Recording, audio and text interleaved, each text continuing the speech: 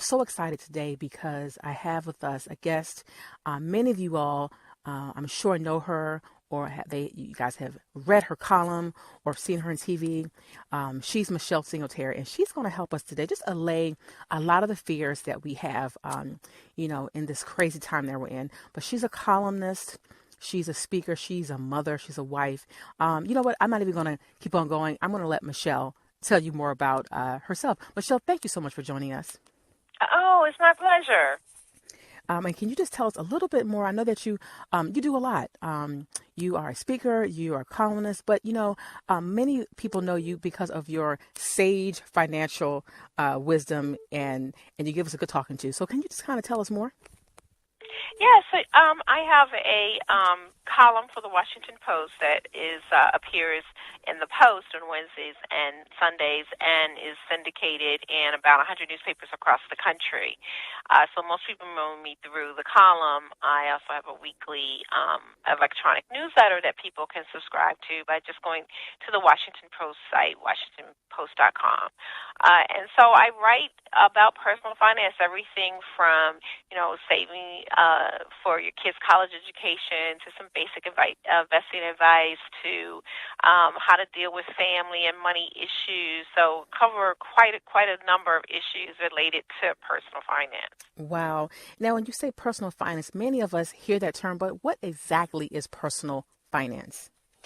Well, anything that has to do with running your everyday money. I mean, most time when people think of financial journalists, I think we sort of focus only on investing. But if you think about it, the number of money decisions, financial decisions you have to make in your personal life, it spans a lot. I mean, you have to decide about, paying your cable bill and your house and buying a house, and how do you save for your kids' college education. And, if you're in debt, how to get out of debt. You got to manage your credit so that you don't get a bad credit rating. So it's everything that has to do with the money that you make in whatever job or business that you have. Now, it's so funny because I think many people think, well, I don't have a lot of money, so I don't need personal finance. I don't make a lot of money or that kind of thing. But I mean, do you have to make a certain amount of money to have personal finance, so to speak? No, it covers the gamut of everybody. I mean, if you earn a living, or even if you don't earn a living, you have to have money. You have to have money to live, and so it doesn't matter how much you make, even if it's just minimum wage. You have to figure out how to make that money last for you. And really, I get the most issues from people who make six-figure incomes or make a really decent income because you have money to waste, and a lot of people do waste money. Oh my gosh. Okay, so now. I have a couple questions, Michelle, that I've gathered up and that I've heard lots of people, quite frankly, argue over and have great debate, and unfortunately even breaks relationships up, unfortunately. Here's the thing. What if you are married or dating or seriously dating someone who may be a saver and you're a spender, or vice versa? How should one deal with that? Well, you gotta have a way to come up with some rules and guidelines to deal with that. Oftentimes, people do marry their money opposite. You save, you know how to handle a dollar, very frugal. You might end up marrying somebody who is a spender, who likes to shop, that likes shiny stuff, wants the latest, greatest everything. It's not that you can't get with that person, but at the very beginning of the relationship, hopefully before you get married, but definitely if you're married, you figure out some guidelines to help the saver go from going crazy over all the money that's being spent, and the spender from thinking that they've married a miser. Wow. So in other words, it's not a deal breaker. It's not a deal breaker, but it can be very difficult, and you really need to know what you're doing before you get into a relationship with someone like that, because you could get into that situation, and if you haven't worked it out, it can get bad. It can get bad really quick. I mean, so are there some steps or just some things or somewhere where you can point a couple like that? Because I hear it so many times. Well, I had a book out that they can get called "Your Money and Your Man," Mm. and I know it sounds like it's just for women, but the whole book sort of takes you through the evolution of a relationship from the time you're single to dating to engaged to married, and unfortunately, if you end up getting divorced.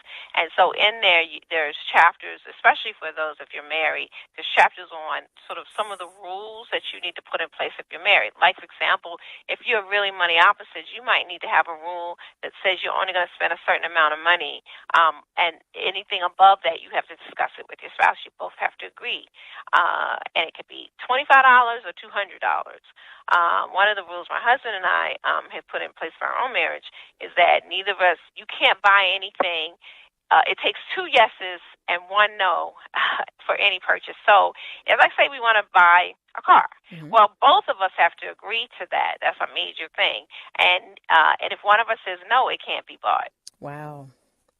Wow. And I'm sure that that would, definitely cut out a lot of unnecessary drama, Oh yeah. Oh having that yeah. policy. It's so funny because I wish more people would. I mean, first of all, I'm learning this now to live by some kind of policy. Sometimes I think we Right. put so much energy and thought into decisions, but only if we had some type of family policy or personal policy that we could govern ourselves by. So that is major. Definitely. And that's a good point. I mean, most people get into a relationship and they have never come up with some rules of, I call it rules of engagement. So Mm. you just, it's like anarchy in your relationship. Mm-hmm. You don't have any guidelines. You might keep your money separate and they can do what they want with their money, and you might pool some money for the bills, and then you're fussing about, well, what percentage of the bills. I mean, there's just all this chaos, and you haven't come up with any way to make sure that this chaos doesn't, envelop into some huge, huge argument. Wow. So now in your book, Your Money and Your Man, I'm sure there's things that singles can do to prepare for those people who, first of all, may want to be in a relationship and just in general, correct? Right. Mm-hmm. So like the book takes you through it's a whole section on dating and what you should be looking for, because a lot of people look for the wrong thing when they're dating. How much does a person make, and Mm-hmm. what kind of car they drive, and what is their earning potential. But oftentimes, those are not the issues that sort of tank a relationship. When you're dating, you shouldn't be disclosing your salary to folks, and you certainly shouldn't be telling them your credit score or anything like that. You're looking at how do they handle their money? What do they believe about debt? Do they not care that they have a car note and had a car note forever, and every time they pay it off, they're right back into another car? Wow. That would be a red flag for me. Okay. Or how do they shop? When they go, they just like, oh, I'm just gonna buy whatever I want and worry about paying the bill later. Well, that might be a red flag for you. So when you're dating, you're looking to see if that person shares your financial values. Yeah, you want to marry someone who makes a good income, but I know people who make six-figure income flat broke, are gonna be broke, and I know people making $30,000 and $40,000 who have a lot of money saved. So you really want to look at what kind of person this is. My husband and I believe in tithing. So are you going to Mm-hmm. marry someone who's like, absolutely not, I'm not going to tithe? Well, then that's something you should be aware of before you fall in love and kind of go down that road towards marriage. Wow. Okay. So now you talk a lot about relationships, and I even think about business people who may want to, go into business, right? And so, they sometimes they've had really supportive spouses, and they just quit their jobs. So, would you recommend? So, I deal with a lot of business owners, and some of them really should still be working for someone else. Maybe it's a little bit too, premature that they leave. So, what would you tell a person that wants to leave their job and start their business? Like, should there be a timeline?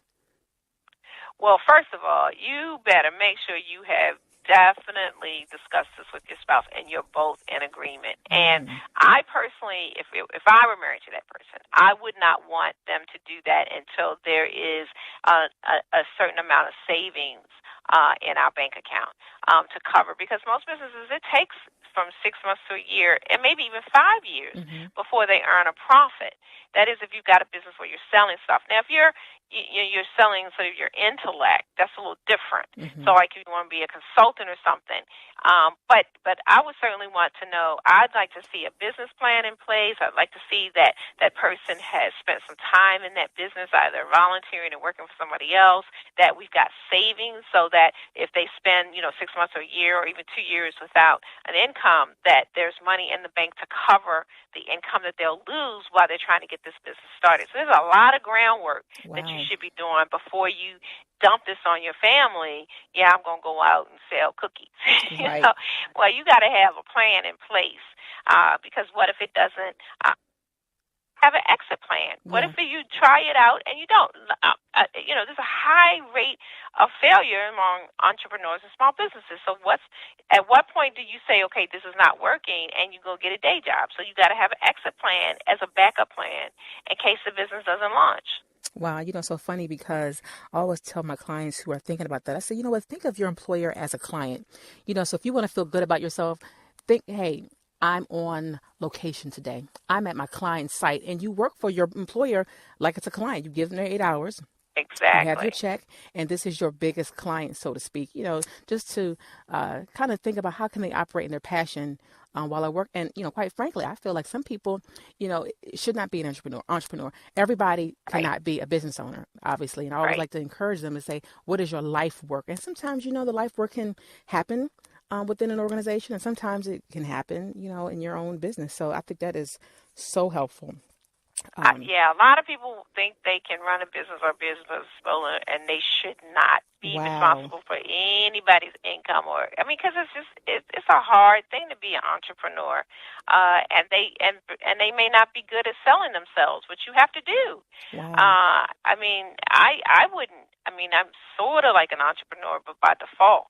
But it's just that's just not who I am. I wouldn't want to be freelancing and trying to figure out where my next check from like that. Mm-hmm. That just would scare me to death. But other people, that's exactly where they should be. You have to sort of really know yourself to know if this is the right thing.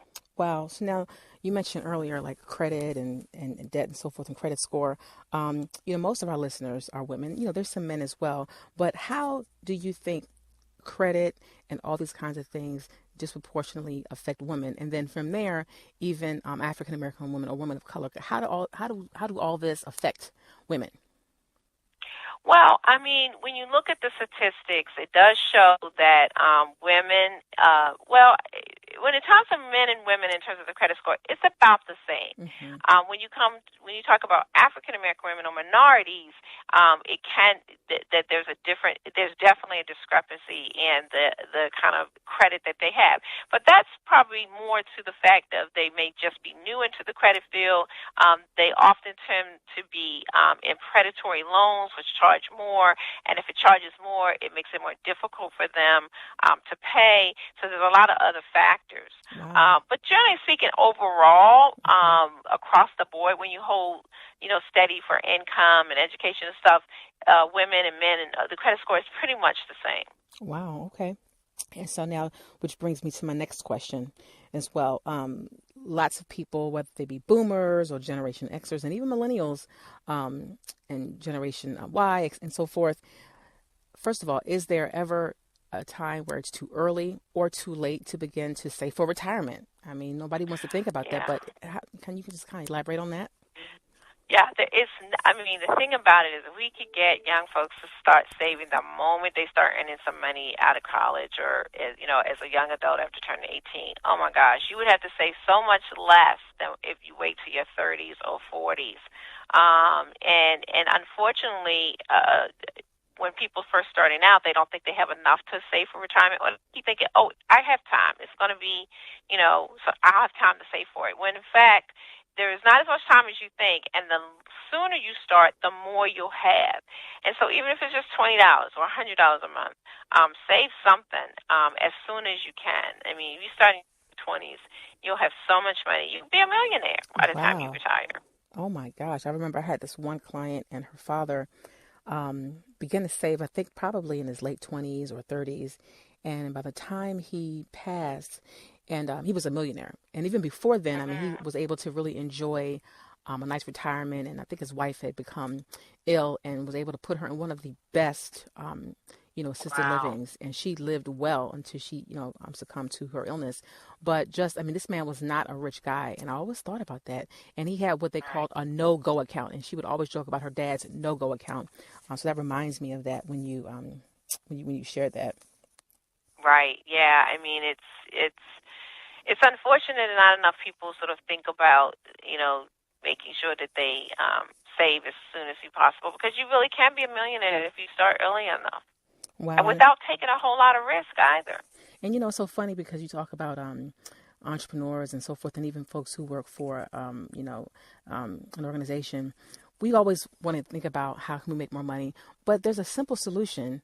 If we save more money, we do all these different things to make more money here, and so forth and so on. But what you're laying out, it sounds so doable. It's just more Right. so a plan. Right. That's all. That's really what we're talking about. Just making sure you create a plan for yourself and start as soon as possible.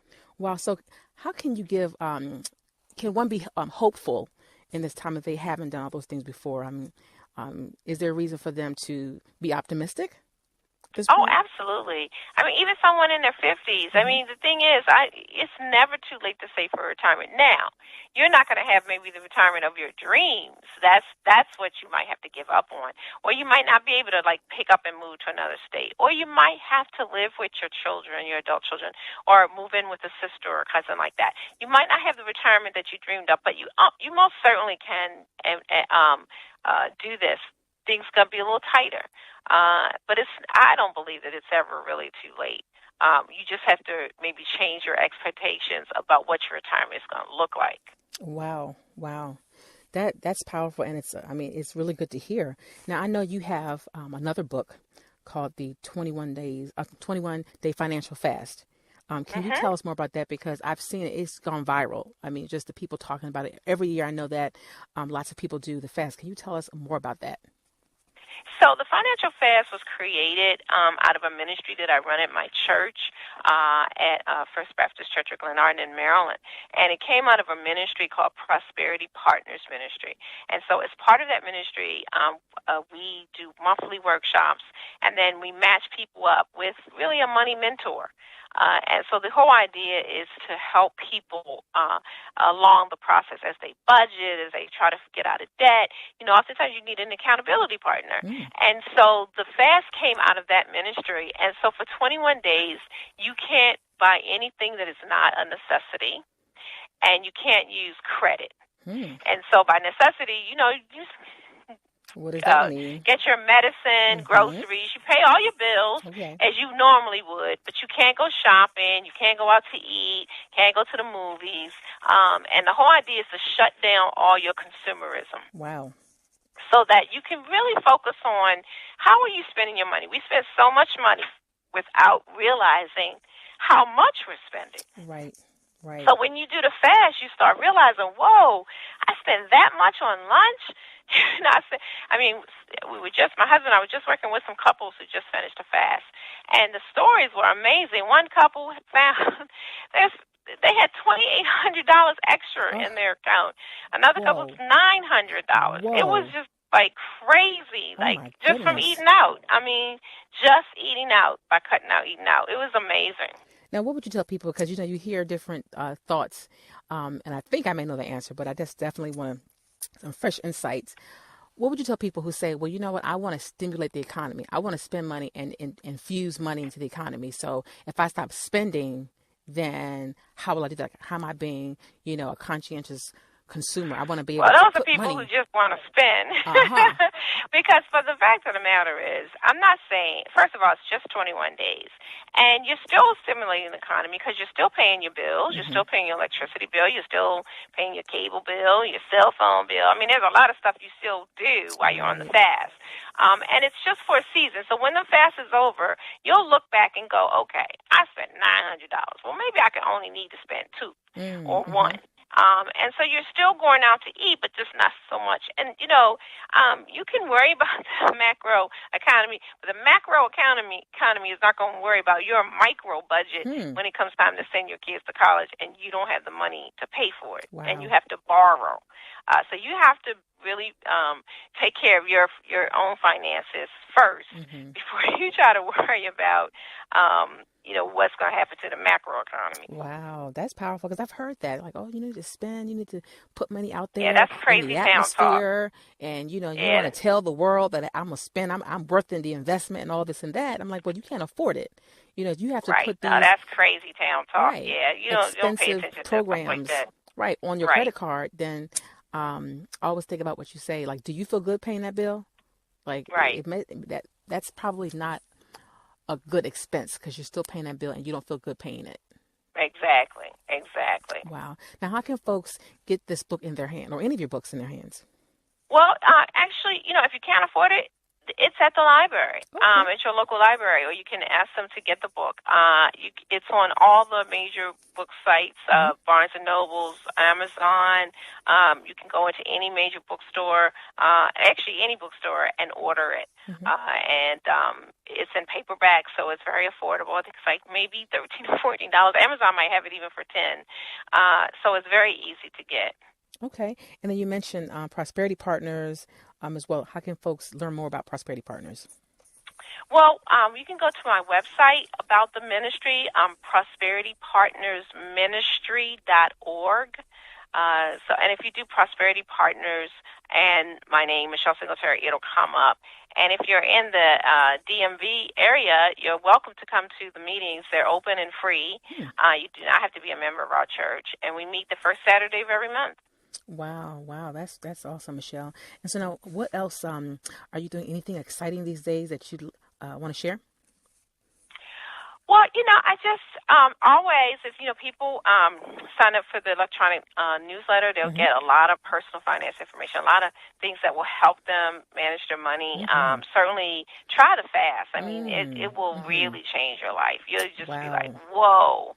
I'm trying to get some other things in the fire. I'm hoping my husband and I are both Absolutely. hoping to work on a couples and money book Oh, sometime in the future. wow, that's so exciting.